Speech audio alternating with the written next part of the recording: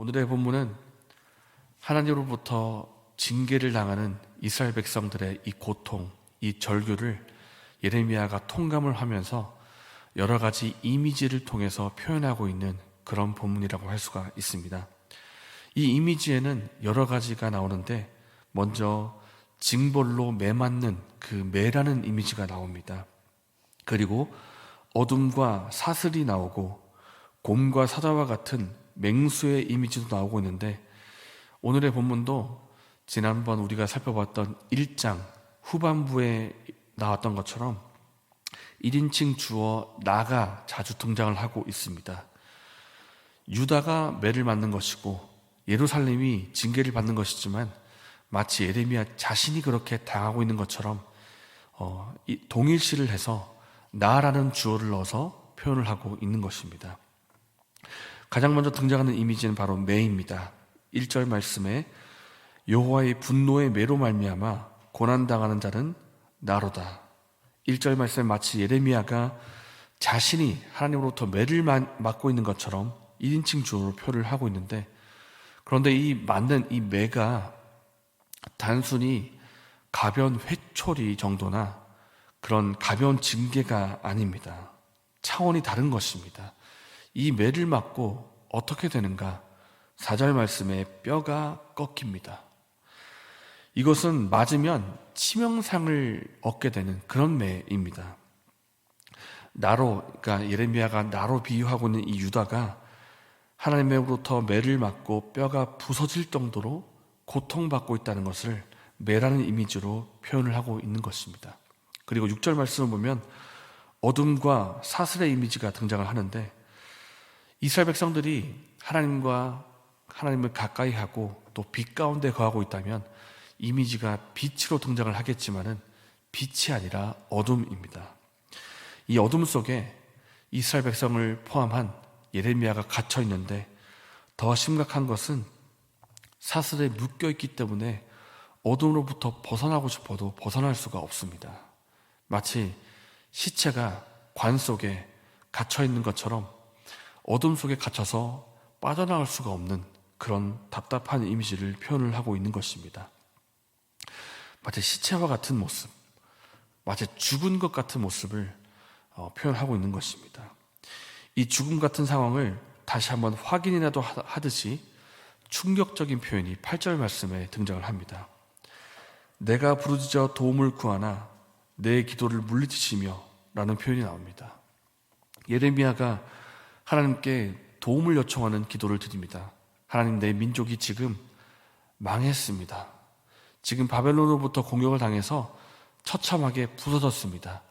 제발 좀 회복시켜 주십시오라고 기도를 드렸는데, 하나님의 응답이 무엇인가? 너는 이 백성을 위해서 기도하지 마라. 그들을 위해서 부르짖거나 구하지 마라. 나에게 간구하지 마라. 왜냐하면 내가 듣지 않을 것이기 때문이다. 하나님께서 예레미야의 기도를 이렇게 물리치시는 이유가 무엇인가?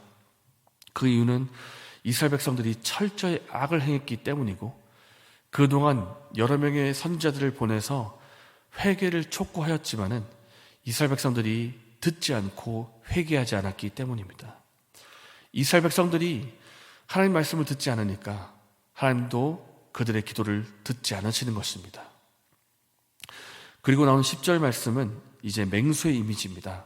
곰과 사자와 같은 맹수가 엎드린 채로 기다리고 있다가 기회가 되자 찢어버립니다. 몸을 찢어버리는데, 이것은 유다를 침공한 이 바벨론으로 인해서 처참하게 공격당하고 무너진 상태의 이 이스라엘 백성들을 표현한 것입니다. 마치 곰과 사자에게 찢긴 것처럼 내가, 그리고 나의 민족이 이렇게 찢겼다라는 것을 말하고 있는데, 그리고 12절에는 궁수가 활을 쏘는 이미지로도 표현을 하고 있고, 17절에는 평강이 없다라는 표현도 나옵니다.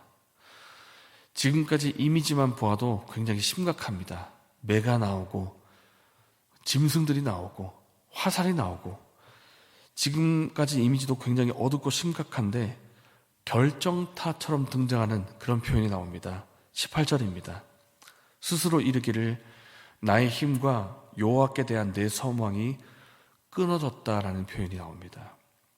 그야말로 예레미야는 절망과 어둠을 경험을 하고 있고, 그리고 마지막으로 자신의 소망이 끊어지는 경험을 하고 있습니다. 정확한 똑같은 상황은 아니겠지만 마치 욥이 하나님께 간구해도 도움을 얻지 못하는 이 절망적인 상황인 것처럼 예레미야도 하나님으로부터 도움을 얻지 못하는 절망적인 상황을 지금 말하고 있는 것입니다. 이런 기가 막힌 상황이 우리에게 찾아올 수가 있을까요? 찾아올 수가 있습니다. 마치 내 인생에 어둠이 다가왔는데 이 어둠에서 헤어나고 싶어도 하나님으로부터 도움을 얻지 못하는 상황, 격려적인 상황이 치명적으로 악화가 되거나 나 혹은 나의 가족이 그 건강이 치명적으로 안 좋아지는 상황, 혹은 다른 사람과의 관계가 극히 안 좋아져서 마치 내 인생이 내가 어둠의 터널 속에 들어간 것 같은 그런 경험, 이런 상황에서 하나님께 기도를 드리는데 하나님의 도우심도 얻지 못하는 것 같은 그런 경험을 우리가 할 수가 있습니다. 이것을 다른 표현으로 말하면 영혼의 어두운 밤이라고 말을 합니다. 영혼의 어두운 밤. 내 인생에, 내 영혼에 어두운 밤이 찾아왔는데 이 밤이 언제 끝날지 알지를 못하는 것입니다. 이런 상황에서 우리가 할 수 있는 것이 있다면 그것이 무엇이겠습니까?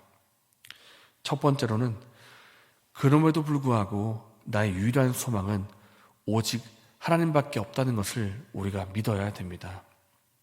지금 18절 말씀에 예레미야가 말하기를 나의 소망은 다 끊어졌다, 그리고 특별히 하나님을 향한 나의 소망이 끊어졌다라고 표현을 하고 있지만은 이것은 예레미야가 하나님께 기대했던 것이 끊어진 것이지 하나님이 소망이 아니라는 것은 아닙니다. 하나님은 여전히 소망이시기 때문에 그럼에도 불구하고 유일한 나의 소망이 하나님이라는 것을 우리가 굳게 믿어야 됩니다. 사실 예레미야가 완전히 하나님을 향해서 기대가 없다면 예레미야 애가와 같은 이 슬픔과 탄식의 기도조차 하지 말아야 될 것입니다. 왜냐하면 어차피 기도 안 들으실 건데 뭐라 기도하겠습니까? 그러나 예레미야가 이 3장 말씀에 자신의 탄식과 고통을 토로하고 있다는 것은 그럼에도 불구하고 하나님께서 나의 소망이 되신다는 것을 그가 포기하지 않았기 때문에 계속 이 표현을 하고 있는 것입니다. 오늘 본문에서는 나의 소망이 끊어졌다고 말하지만 그 이후부터는 그럼에도 불구하고 하나님을 바라보고 있는 예레미야의 모습을 우리가 볼 수 있습니다. 그래서 유일한 소망이 우리 하나님이라는 사실을 끝까지 믿는 저 여러분 되시기를 바랍니다. 그리고 특별히 우리가 이 소망 되신 하나님을 바라보는 가운데 특별히 예수 그리스도의 십자가를 우리가 묵상하기를 원합니다. 왜냐하면 엄청나게 고통을 받고 또 하나님의 도우심을 어떻게 표현하면 하나님의 구원을 얻지 못한 것 같은, 그래서 십자가에서 죽음을 경험하신 분이 바로 예수님이시기 때문입니다. 우리의 모든 상황을 체휼하시는 분, 우리의 모든 상황을 다 통감하시는 분이 예수님이시고 예수님께서 우리의 모든 고통을 아시기 때문에 예수 그리스도의 십자가를 우리가 묵상하기를 원합니다. 그리고 그 십자가와 함께 성령님의 능력을 의지하시기를 바랍니다. 왜냐하면 기가 막힌 상황 가운데 우리가 무엇을 기도해야 될지조차 모르는 그 상황 속에서도 말할 수 없는 탄식으로 우리를 위해서 친히 간구하시는 분이 성령 하나님이시기 때문입니다. 그리고 우리가 이 한 가지를 또한 굳게 믿기를 원합니다. 이 어둠의 터널은 반드시 끝이 있다는 사실입니다. 지금 내가 들어온 이 터널은 너무나 칠흑같이 어둡기 때문에 끝이 어딘지도 모르겠고 어떻게 끝날지도 모르겠지만은 이 터널에는 반드시 끝이 옵니다. 반드시 끝이 오기 때문에 우리가 인내하는 가운데 잠잠히 하나님을 바라보고 기다리면 그 끝은 드러나게 될 것입니다. 하나님께서 이 터널을 들어오게 하실 때 무엇을 하시겠습니까? 잠잠히 기다리게 하시면서 내 안에 있는 죄악된 부분이 있다면 그것을 회개하게 하실 것입니다. 그리고 우리의 믿음을 새롭게 다듬어 가실 것이고 하나님을 이전보다 더욱 의지하는 자로 빚어 가실 것입니다. 이런 하나님이 하실 일들이 있기 때문에 우리가 계속 하나님을 바라보면서 이 터널을 지나가야 하는 것입니다. 이 어둠의 터널을 맞아 있을 때 이전보다 더욱 하나님을 바라보면서 믿음과 그 삶이 새로워지는 은혜가 저와 여러분에게 있기를 바랍니다. 말씀을 생각하면서 이 시간 기도하겠습니다. 우리의 삶 속에 칠흑 같은 어둠이 찾아온다 할지라도 하나님을 향한 이 믿음과 소망을 놓지 않게 해주시고 낭망하지 아니하며 이전보다 더욱 하나님을 의지할 수 있는 우리가 되게 하여 주시옵소서. 이렇게 기도하시고 개인적인 제목을 기도하신 후에 자유롭게 돌아가시겠습니다.